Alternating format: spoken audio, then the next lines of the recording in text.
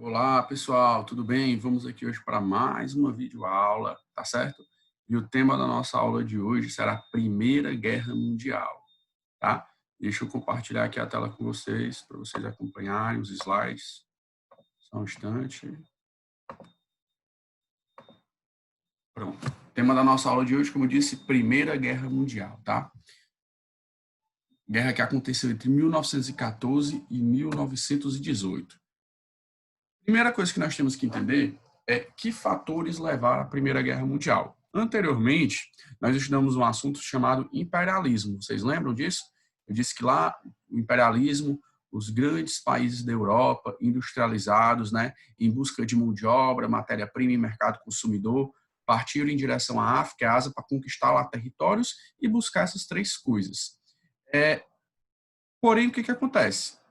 Apesar dos países europeus terem dividido entre eles na Conferência de Berlim os territórios da África, né, houve disputas por esses territórios e desavenças surgiram. A Alemanha, por exemplo, que se industrializou mais tardiamente, ela estava insatisfeita com a parte que sobrou para ela. Né? A Itália também, que demorou um pouco mais para se industrializar, tanto a Alemanha como a Itália, que demoraram um pouco mais para se industrializar, assim como também para se formar enquanto país, né? Vocês já ajudaram o processo de unificação da Itália e da Alemanha, eles ficaram insatisfeitos com a partilha que foi feita. Então, isso levou a algumas desavenças e a formação de alianças no território europeu. Países como Alemanha, Áustria, Hungria e Itália formaram a chamada Tríplice Aliança, e países como França, Rússia e Inglaterra formaram a chamada Tríplice Entente. Tá? Era uma aliança militar formada por esse país, onde eles se ajudariam em caso de necessidade. O que aconteceu? Então, nós podemos apontar aí como principal fator para a Primeira Guerra Mundial a corrida imperialista, né? A corrida dos países europeus em busca dos territórios na África e na Ásia. Eles disputavam entre si esses territórios. Isso foi trazendo diversas divergências, né? Diversos atritos e acirrando os ânimos entre as potências europeias. Então, esse será o principal fator da Primeira Guerra e também será ainda um dos fatores da Segunda, tá? O segundo fator é a disputa territorial. Além da disputa territorial na África e na Ásia, havia disputa territorial também na Europa, tá? A França, por exemplo, não aceitava o fato de ter perdido a região da Alsácia-Lorena para a Alemanha, queria retomar esse território, né? Então, havia disputas de fronteiras no próprio continente europeu entre as potências europeias. Então, isso era outro ingrediente que ia acirrando aí, porque assim, a Primeira Guerra Mundial não aconteceu da noite para o dia, é todo um processo, né? É uma série de fatores que vão levando ao estopim, que é a guerra. Movimentos nacionalistas, o que era isso? O continente europeu, apesar de ser um continente pequeno, fisicamente falando, ele é um continente com uma pluralidade cultural muito grande. E naquele período haviam grupos étnicos que desejavam sua independência. Haviam países que era formado por uma mistura muito grande de povos, e alguns desses povos queriam se separar daquele país e formar sua própria nação, entendeu? Então havia diversos movimentos nacionalistas. Naquele período, o nacionalismo estava se exacerbando, né? Aquele amor ao país, à nação e a necessidade de um território como pátria-mãe. Isso gerou também conflitos, principalmente na região dos Balcãs, né? A questão balcânica, como nós chamamos. As políticas de aliança, que eu já falei, as alianças entre os países, e o acender do fósforo depois que a gasolina já estava derramada foi a morte do herdeiro do trono do Império Austro-Húngaro, Francisco Ferdinando. Deixa eu mostrar aqui para vocês um mapa, tá? Nós temos aqui, ó, a Alemanha, vocês podem ver. Vou até marcar aqui melhor, só um instante. Deixa eu botar aqui o mapa. Nós temos aqui, ó, a Alemanha. Opa, deixa eu aumentar. Temos aqui a Alemanha, estou passando o tracinho de azul, tá? O Império Austro-Húngaro e a Itália, que foram aliados, né? Tríplice Aliança. E nós temos aqui a Tríplice Entente, ó. Inglaterra, França e Rússia. O que acontece? Havia essa disputa aqui entre Alemanha e França, pela região da Alsácia-Lorena, que a França não aceitava ter perdido para a Alemanha na Guerra Franco-Prussiana, tá? Havia divergências também entre a Alemanha e a Inglaterra pela partilha dos territórios na África, assim como a Itália com a França, também devido a territórios na África, no continente africano, tá? E o Império Austro-Húngaro com alguns países aqui da região dos Balcãs, que são esses países aqui, tá certo? Existia uma região aqui do Império Austro-Húngaro onde a maior parte da população era de origem sérvia, tá? Bem aqui assim, onde a maior parte da população era de origem sérvia, e eles desejavam ser anexados pela Sérvia. Um dia, o herdeiro do trono do Império Austro-Húngaro, o arquiduque Francisco Ferdinando, foi visitar a região com sua esposa, tá? E acabou sendo assassinado. O Império Austro-Húngaro, então, acusou a Sérvia de ter mandado matar o herdeiro do trono. O Império Austro-Húngaro, então, declara guerra à Sérvia, tá? Começa aqui o conflito. O Império Austro-Húngaro, declara guerra aqui à Sérvia, ok? Vai haver aqui o conflito entre esses dois, Império Austro-Húngaro e Sérvia. A Sérvia era uma aliada da Rússia. A Rússia, né, e o Império Austro-Húngaro da Alemanha, lembra?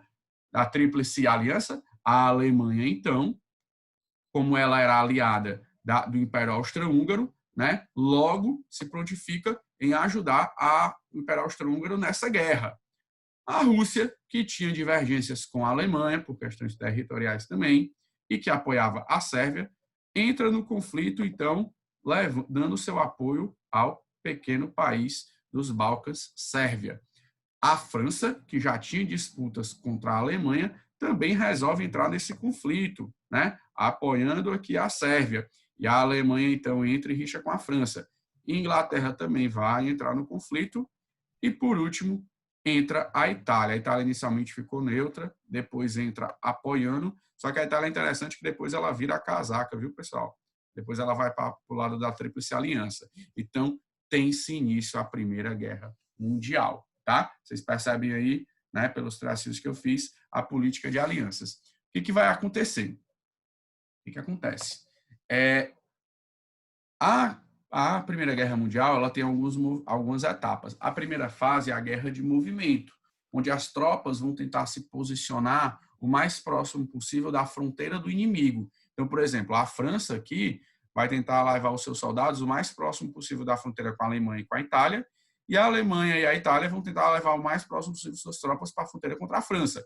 Né? Nenhum país gostaria que a guerra acontecesse dentro do seu território. O objetivo era levar a guerra para dentro do território do inimigo. Então, a primeira fase é a guerra de movimento. Só que não deu muito certo. Então, eles partiram para uma nova estratégia, que foi a chamada guerra de trincheiras. Tá? A trincheira, o que é a trincheira? A trincheira consiste numa vala cavada no chão, onde no topo fica arame farpado, os soldados ficavam constantemente atirando dessa vala para a trincheira inimiga, né? Então, você tinha uma trincheira de um lado e uma trincheira do outro, então, eles ficavam atirando de um lado para o outro, e o objetivo era tomar a trincheira do inimigo.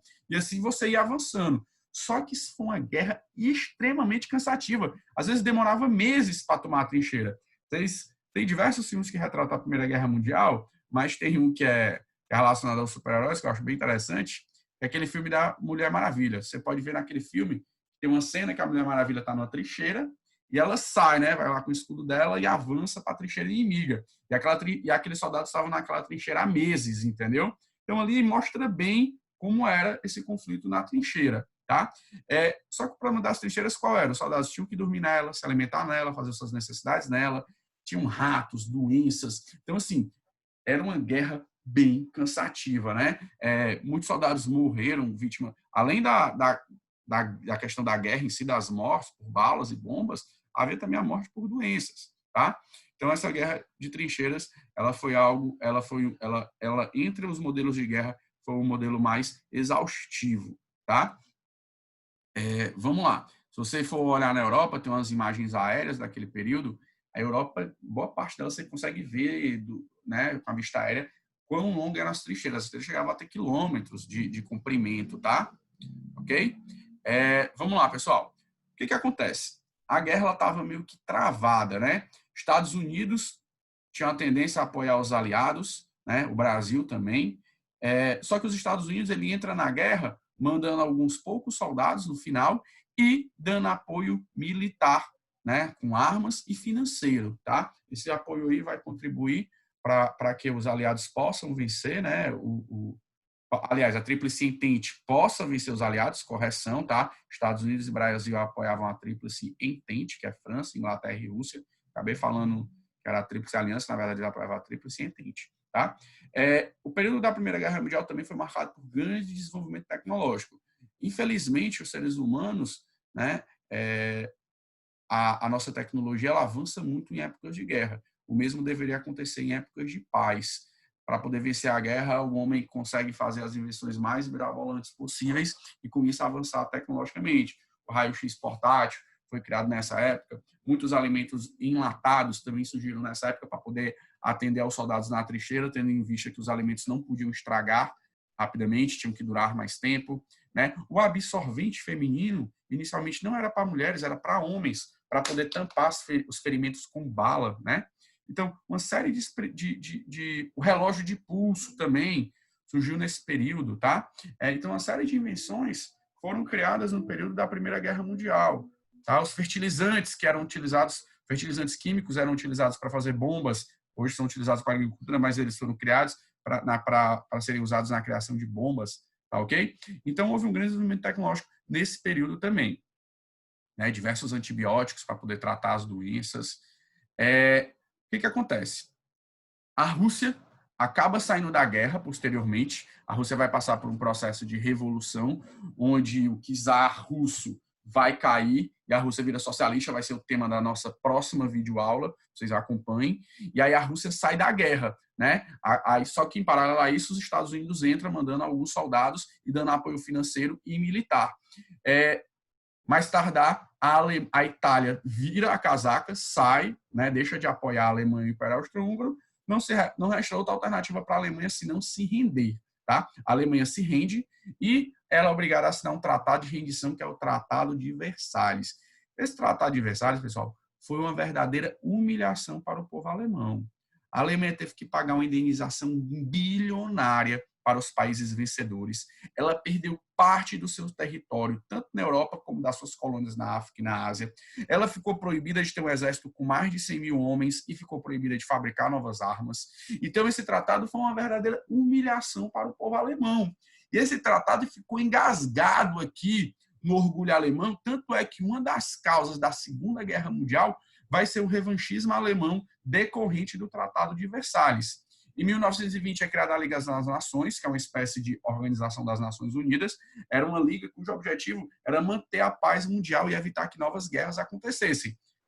É óbvio que ela não funcionou, tanto é que teve a Segunda Guerra Mundial. O saldo da Primeira Guerra foi 8 milhões de mortos e mais de 20 milhões de pessoas inválidas, tá? Que perderam perna, braço, né? Perderam algum membro, entendeu? Então, assim, infelizmente, foi uma guerra que trouxe um saldo aí irreparável, fora as mortes que não foram contabilizadas. Eu quero que vocês olhem agora, reparem bem nessa imagem da Europa antes da Primeira Guerra, tá?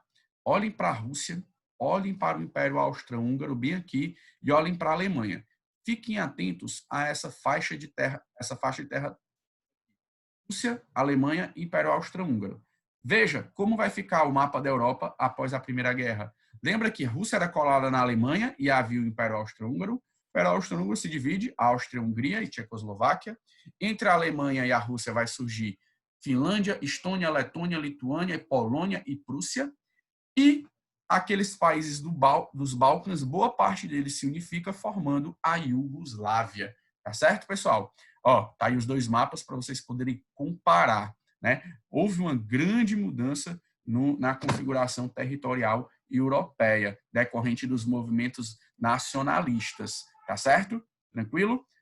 Turma, espero que vocês tenham entendido a Primeira Guerra Mundial. Lembrando que o principal fator foi a disputa territorial e o movimento nacionalista, tá? A Primeira Guerra, no final, é assinado o Tratado de Versalhes, lembrando que esse tratado humilhou a Alemanha. Foi um tratado de paz, né? Como é chamado? Foi um tratado de humilhação mesmo.